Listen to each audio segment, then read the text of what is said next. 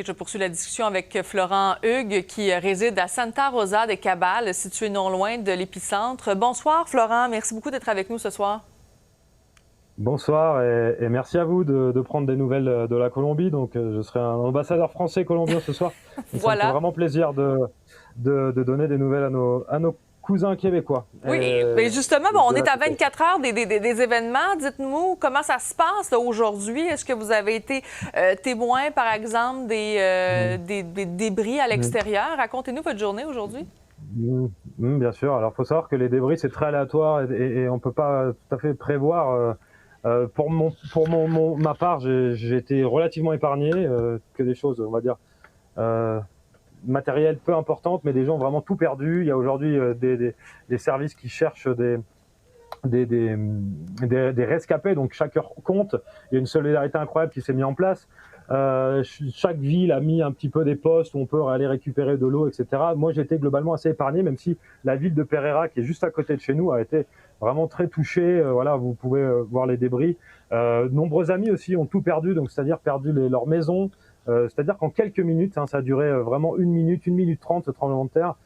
Quelque chose de vraiment effroyable qui a fait peur à tout le monde. En fait, j'ai l'impression qu'on s'est retrouvés tous dans un crash d'avion collectif où tu sais pas ce qui va se passer. Et là, tu avais l'impression de celui-ci qu'il allait s'arrêter tant qu'il n'y aurait pas tout détruit, quoi. Et c'était très très long, une violence incroyable. Et voilà, mais on sait, on est relativement habitué parce qu'on vit dans une zone où la cordillère des Andes, qui part de la Patagonie, se divise en trois en Colombie. Donc il y a beaucoup de montagnes, de hautes montagnes, dont une faille assez connue.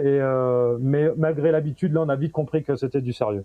Oui, non, puis aujourd'hui, c'est-à-dire, est-ce que vous sentez que c'est un peu une course contre la montre? Bon, vous nous avez dit, on est en train de rechercher, en fait, pour des personnes qui sont rescapées. Comment ça se passe? Est-ce qu'on ressent un peu que c'est le chaos là-bas?